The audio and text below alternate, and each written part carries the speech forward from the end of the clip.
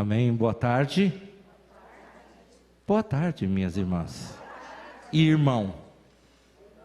Glória a Deus. Tá vendo? Estamos na presença de Deus nessa tarde e é um prazer poder estar aqui. Falará com vocês agora como é que é? É o príncipe e o plebeu. Então, vocês terão uma palavra ministrada pelo plebeu. Estou brincando, isso é uma brincadeira. Era para ser engraçado, mas tá bom. Eu estava dizendo, é uma alegria poder estar com as irmãs nessa tarde.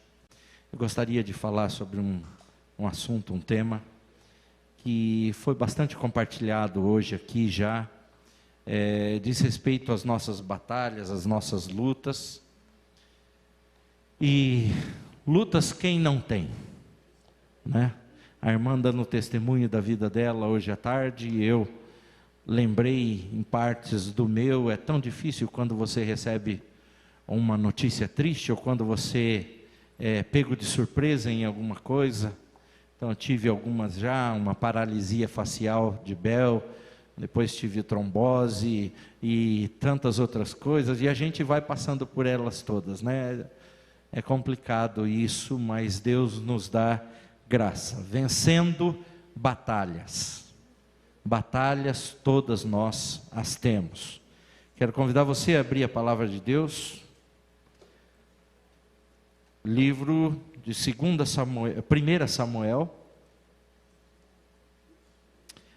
Samuel, capítulo 17. 1 Samuel 17, dos versos 41 a 54.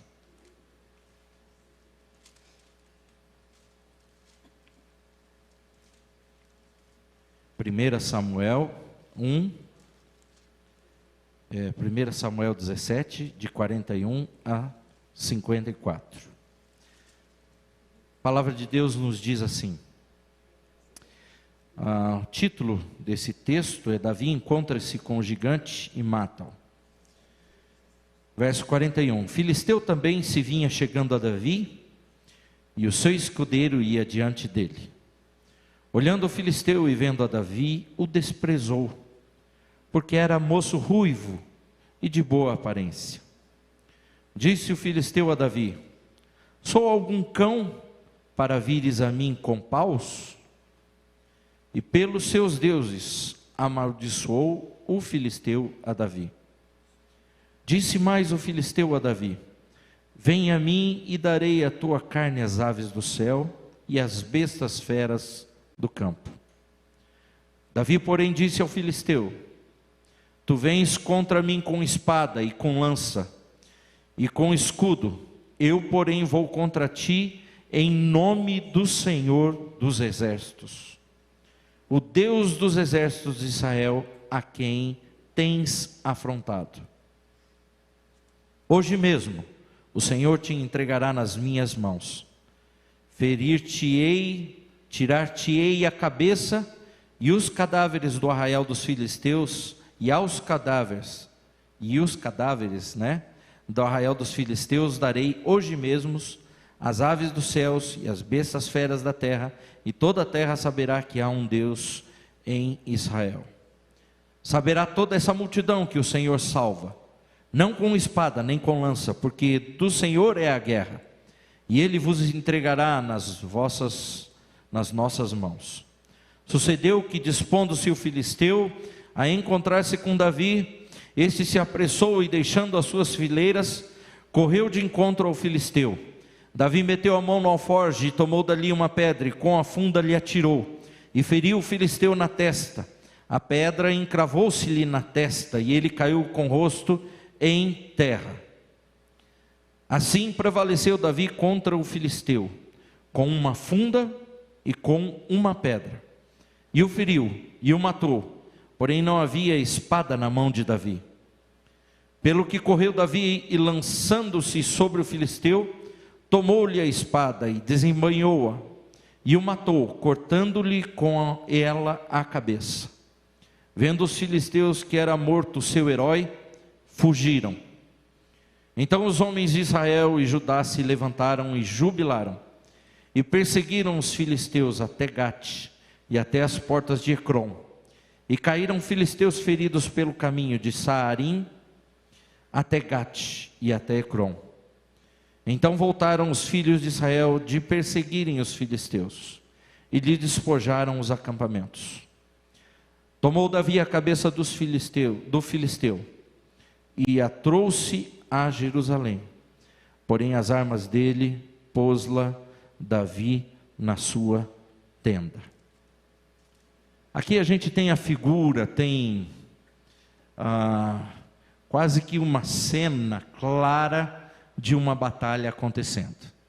E uma batalha sangrenta. Talvez uma batalha, a princípio, destinada a ser vencida com toda a racionalidade por um lado. Nós temos aí, de um lado, um gigante, com quase 3 metros de altura. Do outro lado, um garoto. A palavra não diz que ele era pequeno, nós não podemos inferir isso. Diz que ele era um moço novo, ruivo, e um belo rapaz. De fato, a diferença era muito grande.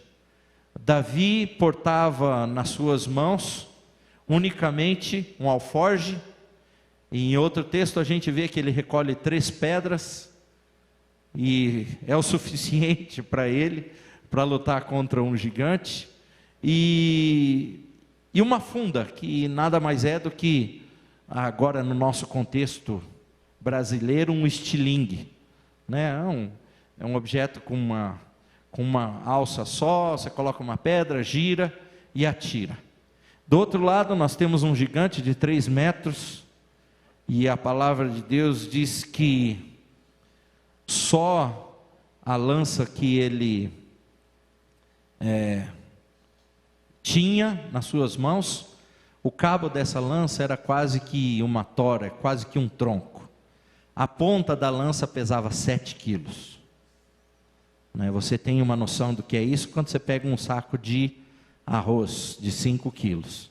Então bota mais 2 quilos em cima, só a ponta da lança era esse peso. Imaginem a cena. Racionalizem comigo e pintem esse quadro. E o filisteu ainda tinha alguém que estava na frente dele, que era o seu escudeiro. Então, muita gente não dá importância para isso. O escudeiro no exército antigo é aquele que vai à frente e protege das lanças, e a função dele é arremeter contra o inimigo, desarmá-lo e apresentá-lo para aquele que vem atrás só terminar o serviço. Bom, nós temos 2 contra 1, e um muito pior do que aqueles 2. Isso é uma batalha fadada para o povo de Israel e para o pobre Davi, racionalmente falando, fadada ao fracasso. Mas é uma batalha. Muitas vezes eu e você estamos diante de uma batalha como essa. Esse tipo de batalha não só aconteceu naqueles dias, mas muitas vezes acontece de formas diferentes nas nossas vidas hoje. Oramos aqui por nossos filhos. Talvez, eu não sei, mas você esteja orando pelo seu próprio casamento, ou orando por uma enfermidade, ou orando por qualquer outra coisa que por você mesmo, você não vê possibilidade nenhuma de vencer. Todas essas situações são batalhas que nós enfrentamos. E eu gostaria de falar a respeito desse tema, vencendo batalhas, em 3 aspectos. O primeiro deles é sobre os procedimentos no campo de batalha. O segundo aspecto são os objetivos da batalha. E em terceiro e último lugar, o segredo da vitória em uma batalha. Então, indo e caminhando para o primeiro aspecto da batalha, nós vemos aqui procedimentos que nós precisamos ter num campo de batalha como esse que Davi estava. A gente tem uma história de todo o exército de Israel acampado em frente ao exército dos filisteus, amedrontado, acovardado, né? Diante do poderio, não do exército. Eles não temiam, e ali é claro que eles não temiam o exército filisteu. Eles temiam o representante daquele exército. Eles temiam a figura que estava na frente do exército. E essa pessoa é exatamente aquele que Davi se dispõe a enfrentar. Quais os procedimentos diante de um quadro, diante de um campo de batalha que se apresenta para nós? Em primeiro lugar, não temer o poder da comunicação. Que poder de comunicação é essa? Ninguém ignora o poder das palavras. Elas nos levam ao arrependimento ou ao pecado. Elas nos fazem aceitar o que é certo e nos levam a admitir o que é errado. Tiago 3,6, abra comigo. Tiago,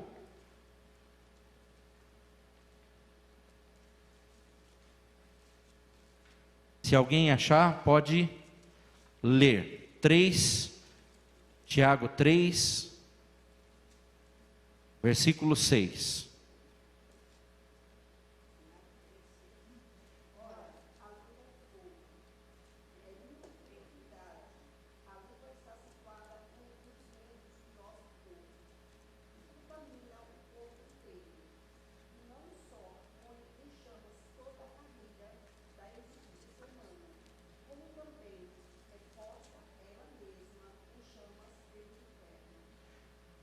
Pesado esse texto, mas fala do poder da comunicação, o poder da língua.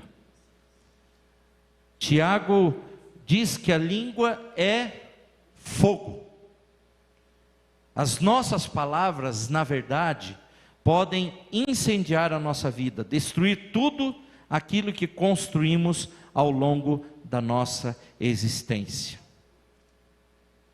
Quando Davi estava ali, diante daquele gigante, algo que ele já tinha ouvido e algo que ouvia-se falar, virou notório dentro do exército hebreu, é que o exército filisteu era invencível. Era de que Golias nunca tinha perdido uma batalha. Ele era um herói de guerra. As palavras, elas podem ter algo positivo e algo negativo. Aquilo que a gente escuta e que nos fazem entrar numa batalha, pode ser algo positivo ou algo negativo. O que importa, na verdade, é o valor que nós damos a essas palavras. O valor dado a essas palavras ouvidas pelo exército hebreu era um valor negativo. Não era que era mentira, mas eles esqueceram daquilo que era a promessa para a vida deles, dada por Deus, o Deus de Israel, e eles se amedrontaram diante das palavras de vitória, de heroísmo, de poderio do exército filisteu. Então a primeira coisa, meu querido e minha querida, nessa tarde, é entender que você não pode se dobrar, se ajoelhar diante do poder da comunicação. Nem sempre o que é dito é o que vai acontecer e é o que Deus tem para fazer, ou o que Ele determinou na sua vontade soberana. Isso na minha vida, na sua vida. Segundo lugar, não temer o poder da aparência. Não era só a imagem que o exército via, não era só aliás, as palavras que o exército hebreu ouvia, mas eles viam também o tamanho daquele gigante. Às vezes eu e você, numa batalha que nós entramos, o nosso foco é colocado exatamente na proporção do problema, ou da batalha, ou da dificuldade. Você não consegue enxergar nada além disso. Você não consegue visualizar nada além do tamanho do teu problema. Quando a gente vê a vida de um homem como aquele Golias, e Davi se portando, não olhando para a sua aparência, mas olhando exatamente para o Deus que tinha, nós vemos exatamente isso. Algo que eu e você não podemos ter é o foco naquilo que simplesmente é visual, ou a tua enfermidade, ou a dificuldade com o teu filho, ou o teu problema no teu casamento. Talvez a aparência daquilo tire de você, roube de você a fé que você precisa para enfrentar esses problemas. No verso 25 desse mesmo capítulo de 1 Samuel, volte uma página comigo, nós encontramos o seguinte: e diziam uns aos outros: vistes aquele homem que subiu? Pois subiu para afrontar a Israel. A quem o matar, o rei o cumulará de grandes riquezas, e lhe dará por mulher a filha, e a casa de seu pai isentará de impostos de Israel. Olha, eles falam até das benesses de quem venceu o gigante, mas quando eles começam, o versículo diz, e o início do versículo diz: vistes aquele homem que subiu. Qual estava o foco principal do exército hebreu? Exatamente no tamanho de Golias. Então, não temer o poder da aparência. Em primeiro lugar, não temer o poder da comunicação. Só aquilo que te falam. O que te falam não pode te influenciar negativamente no momento de batalha. Segundo lugar, a aparência. Você não pode se assustar, não pode temer por aquilo que se avoluma diante da sua vida. Em terceiro lugar, Golias lança um desafio ao exército de Saul. E Golias diz o seguinte: dai-me um homem, para que ambos pelejemos. Antigamente, a gente que era menino, vocês não, as meninas não brigavam muito, mas nós os meninos, a gente sempre brigava mais. E uma forma uma forma boa de iniciar uma boa briga mesmo, não é discussão, briga, é falar e desafiar dois garotos, quem é, desculpa a expressão, mas quem é mais macho, quem é mais homem, né? É desafiar a hombridade de um deles. É exatamente isso que Golias estava fazendo. Golias olhava para si mesmo e falava: bom, meu tamanho já intimida. Eu sei que quando eu chego num lugar eu chamo atenção. E as pessoas já ficam com medo quando eles ouvem falar, ficam com mais medo ainda quando eles me veem. Então, quando a pessoa está literalmente aterrorizado, para completar o pior, ele faz o desafio. Ele diz: se você for muito homem, vem me enfrentar. É esse o desafio que Golias faz ao exército de Saul. E aí existem dois grandes perigos que se apresentam.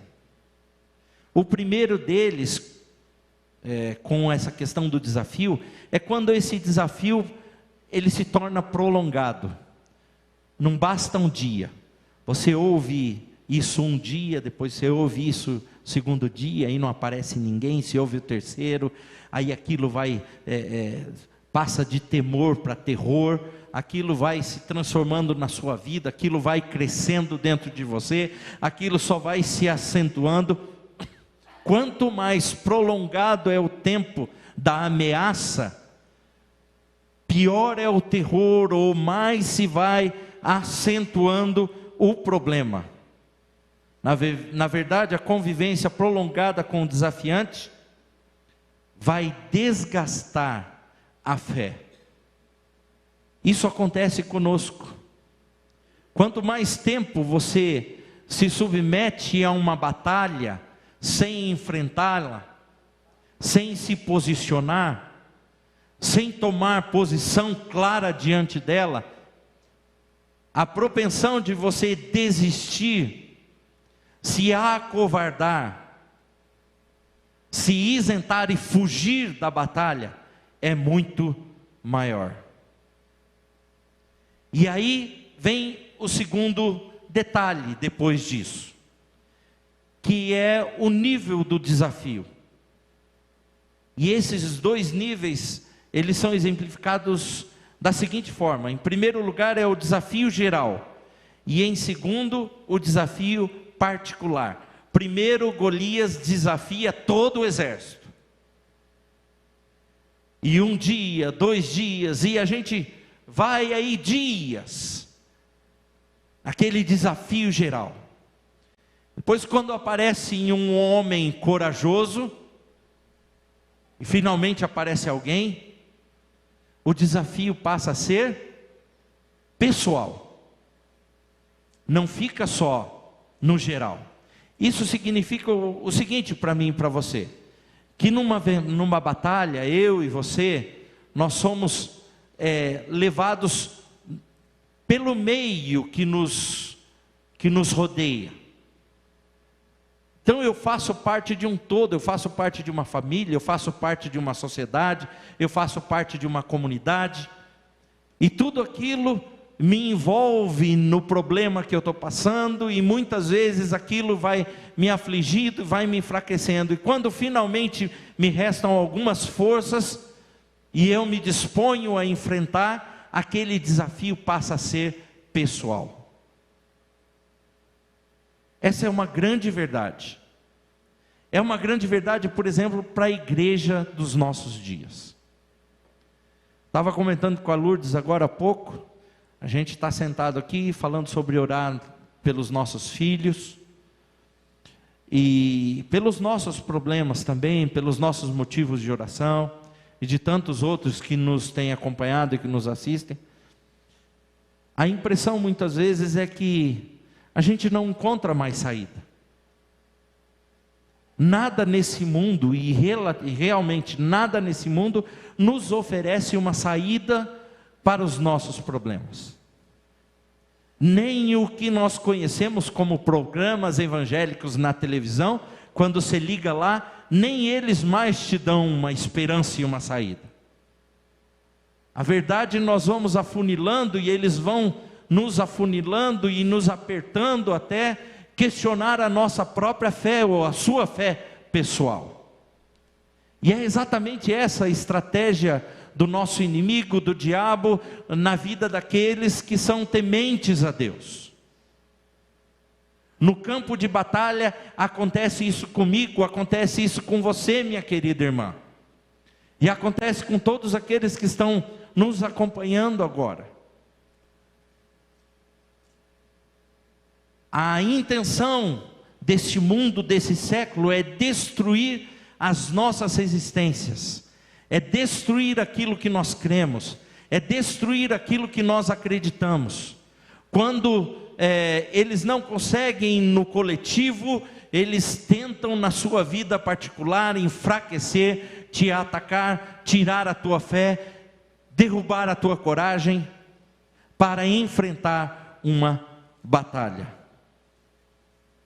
E só com visão espiritual e é essa quarta posição que nós temos aqui, é que nós vamos manter a nossa força e o nosso foco para vencer essas batalhas. No versículo 26, Davi fala: quem é, pois, esse incircunciso filisteu para afrontar os exércitos do Deus vivo? O que fez com que Davi mantivesse coragem para enfrentar aquela batalha, para ir contra aquele gigante? A fé. É a única coisa que restava na vida, literalmente na vida dele. Davi tinha um estilingue na mão com 3 pedras, era isso que ele tinha. Racionalmente era isso. Mas quando a gente sai do racional para o espiritual, nós vemos que Davi tinha muito mais do que apenas um alforje com 3 pedras e uma funda. Davi tinha o conhecimento de quem ele servia, de quem ele pertencia, e da vontade de Deus para o seu povo escolhido. E Davi, naquele momento, tinha consciência exata de quem ele representava. Em primeiro lugar, ele representava o povo de Israel. E quem era o povo de Israel naquele contexto? Era o povo escolhido por Deus. E Davi sabia disso. E Davi conhecia o seu Deus.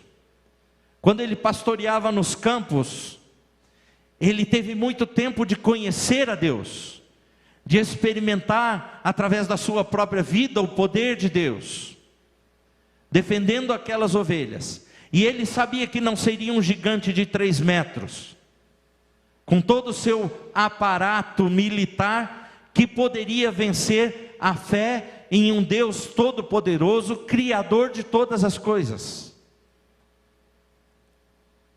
Ter visão espiritual é algo imprescindível para vencer uma batalha.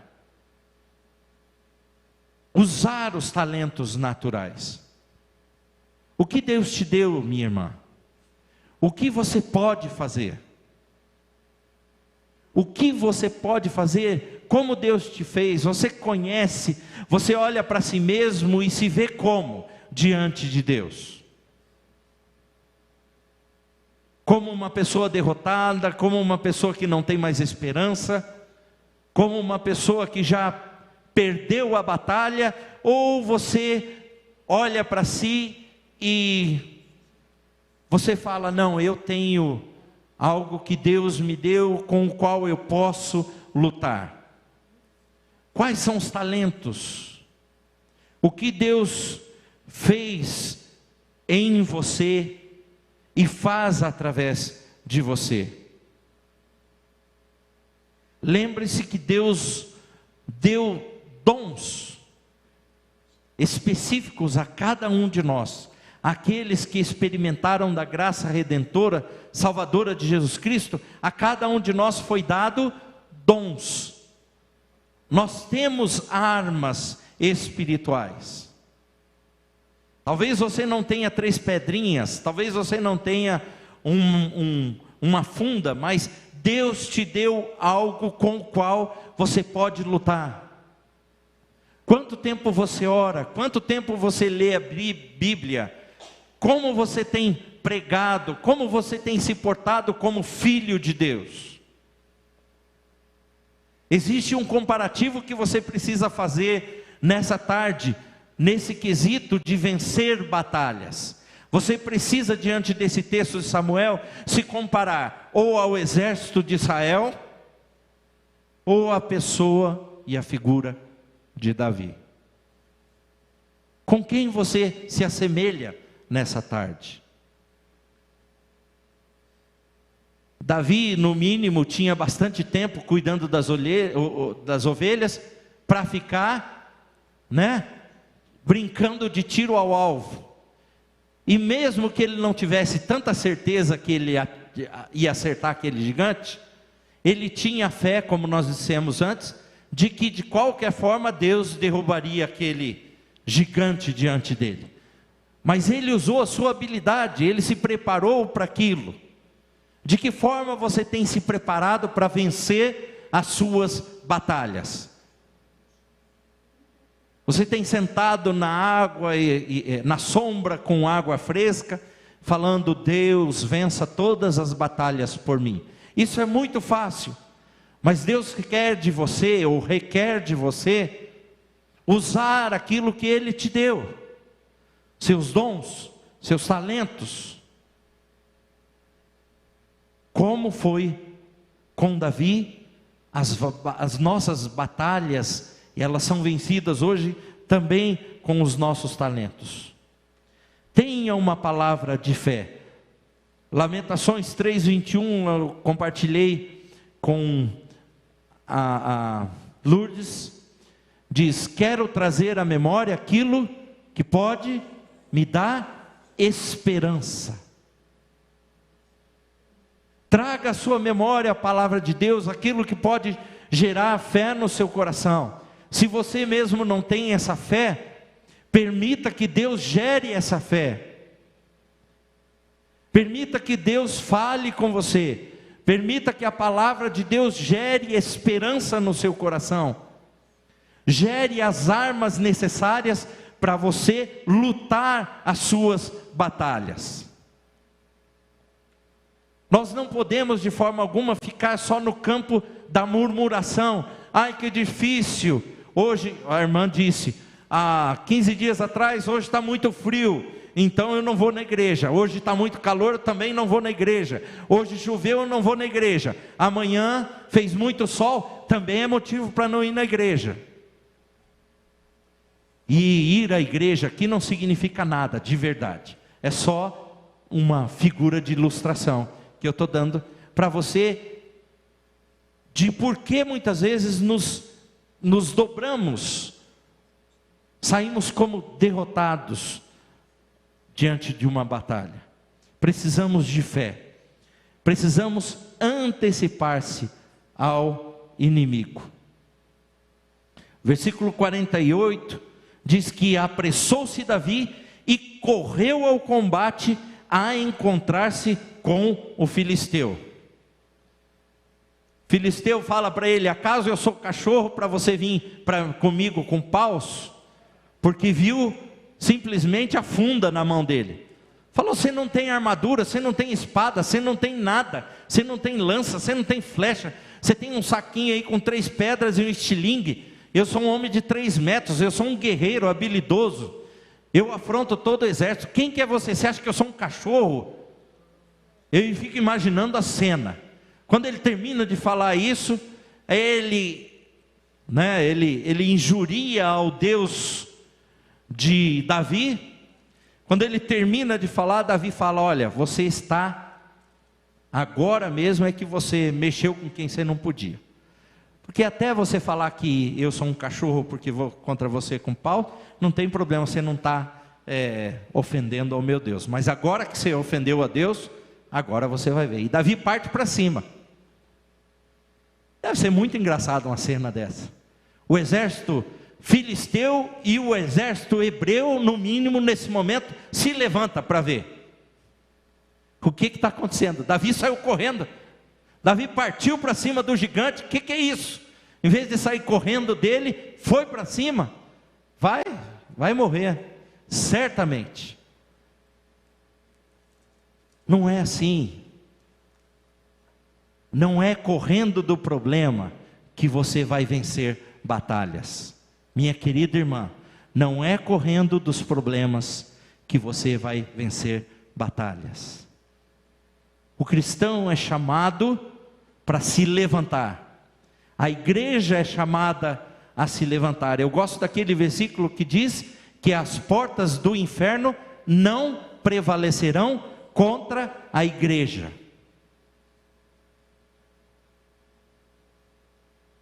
Não é as portas da igreja que prevalecerão contra o ataque do inferno. Vocês já viram isso? É as portas do inferno que não, ou seja, a gente vai entrar com a nossa fé, com as armas que Deus nos tem dado, nós vamos entrar, nós vamos invadir o campo de batalha, nós vamos ir contra os nossos problemas, nós vamos vencer os nossos gigantes, nós vamos vencer as nossas batalhas. É uma promessa de Deus. E importante é não interromper o processo. Davi, a primeira coisa que ele fez foi rodar a funda e atirar a pedra. Foi a pedra que matou o gigante?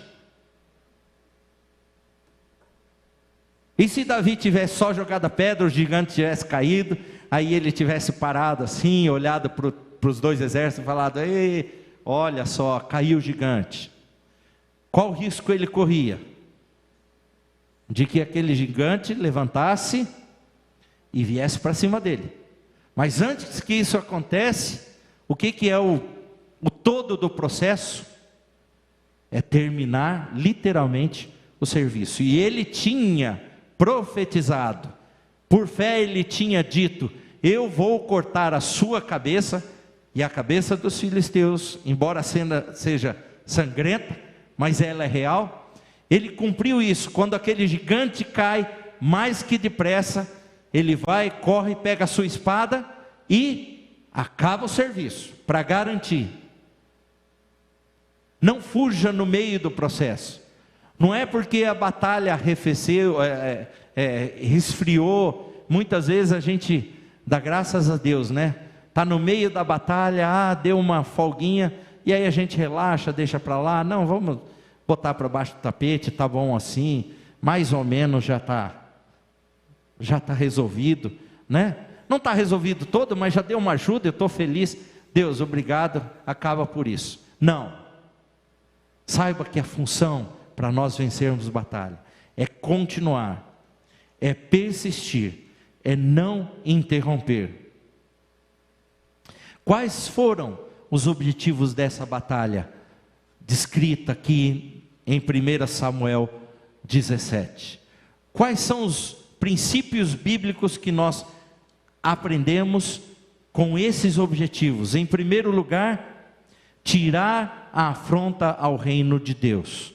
Eu e você, filhos de Deus, filhas de Deus, somos herdeiros das promessas de Deus. Nós não podemos permitir que o nosso Deus seja afrontado. Nós não podemos permitir que o nome de Deus seja envergonhado, imaculado. Você precisa arvorar a bandeira da tua fé. Você precisa declarar como Davi declarou. No versículo 26 ele diz: quem é você para afrontar os exércitos do Deus vivo? Independente de que tamanho seja, independente se você vive numa geração hoje que os crentes são quadrados, ultrapassados, estão fora da moda. Talvez uma coisa que mais me choque é vendo os próprios cristãos aceitando as imposições do mundo ou da modernidade, fora da palavra de Deus, a vida cristã.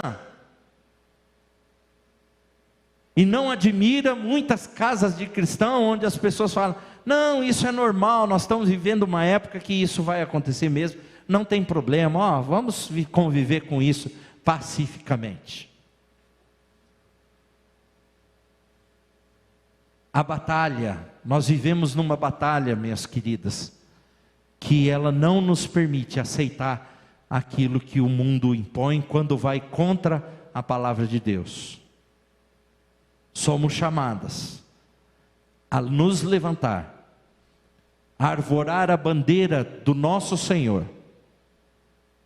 nosso Salvador, da pessoa de Jesus Cristo, e não aceitar as imposições que o mundo nos faz. Quer seja em ideologias, quer seja em práticas, quer seja no estilo de vida que vai contra a palavra de Deus, você não deve se render a isso. Não permita afronta ao reino de Deus e às coisas de Deus. Abra comigo em 1 Pedro 3, versos 15. 1 Pedro 3, 15.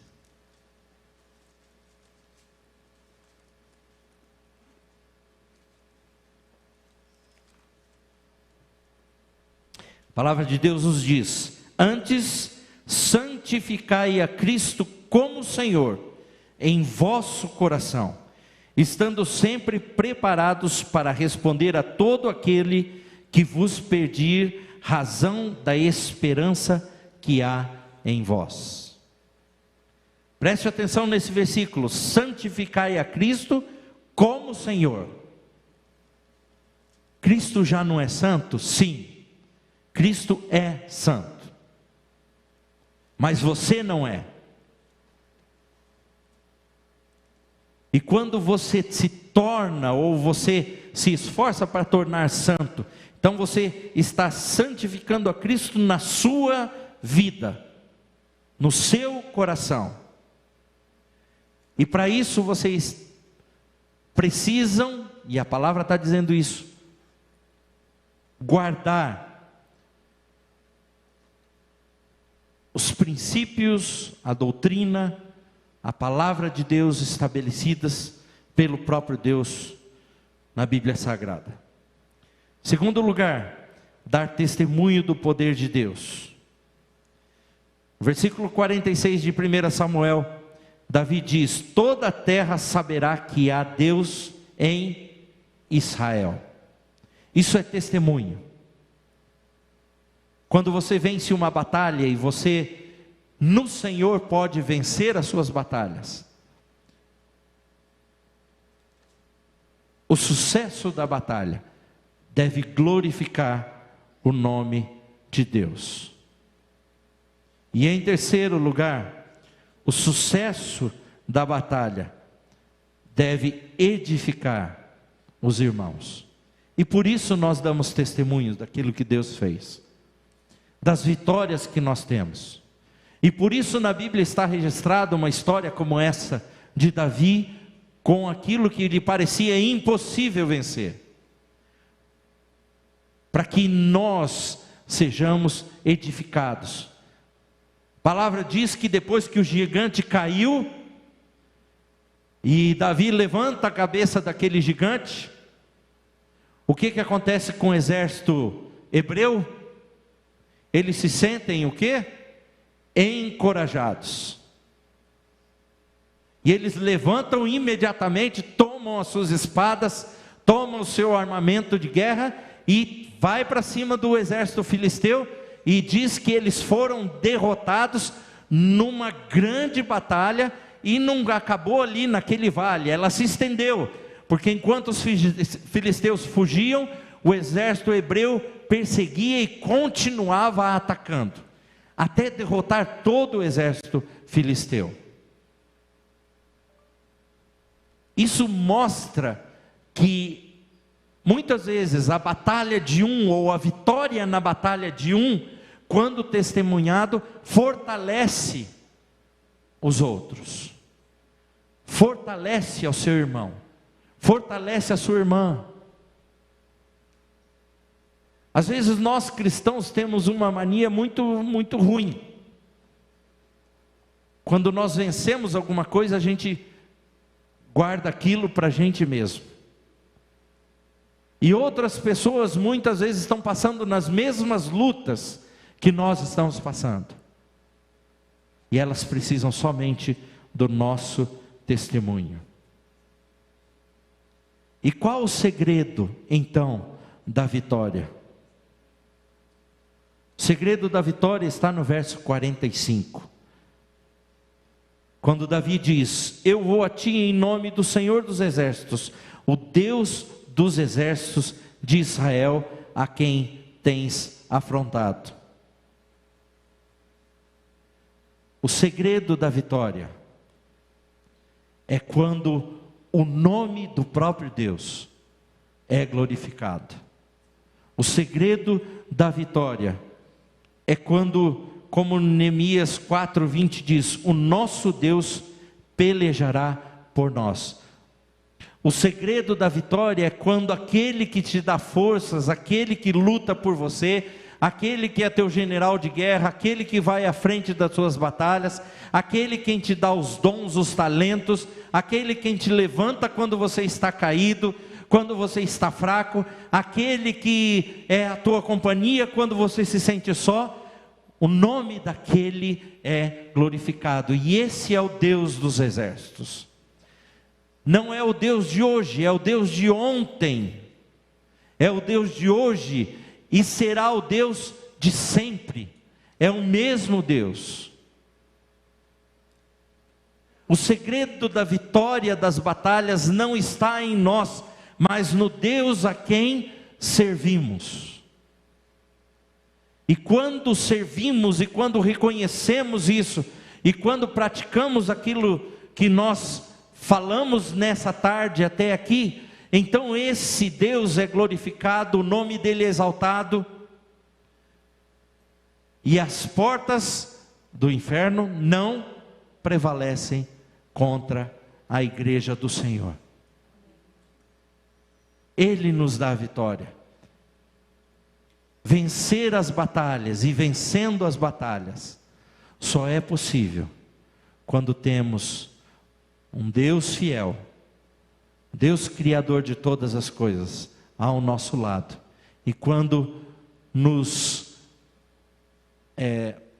lançamos em confiança nesse Deus, e não nos acovardamos, nos atemorizamos diante dos nossos inimigos, diante das nossas lutas. Só é possível vencer as batalhas confiando num Deus todo-poderoso e conhecendo esse Deus todo-poderoso.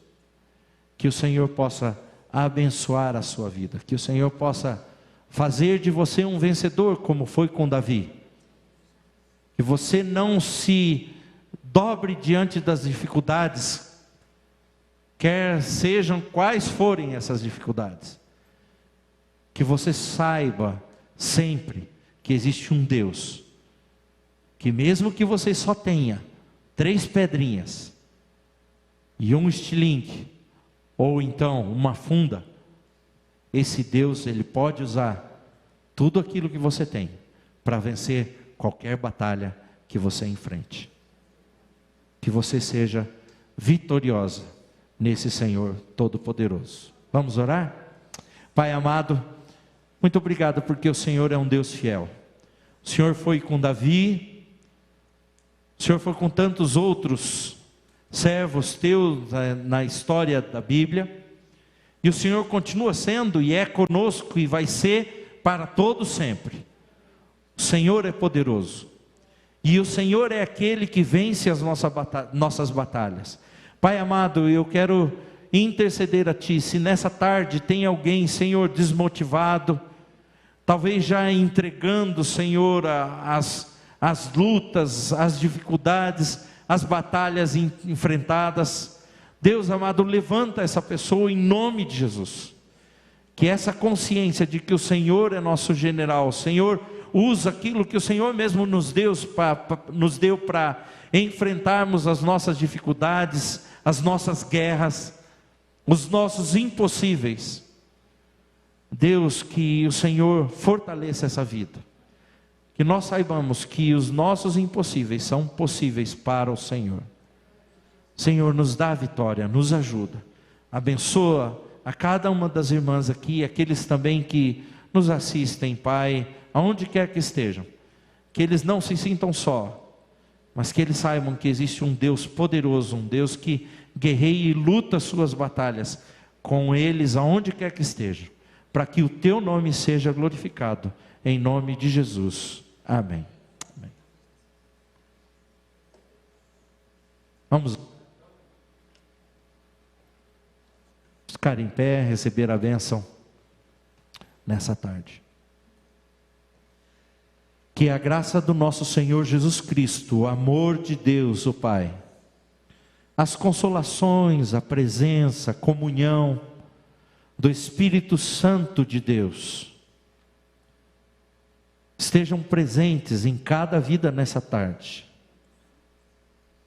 com a igreja de Deus espalhada pela face da terra, desde agora e para sempre. Amém.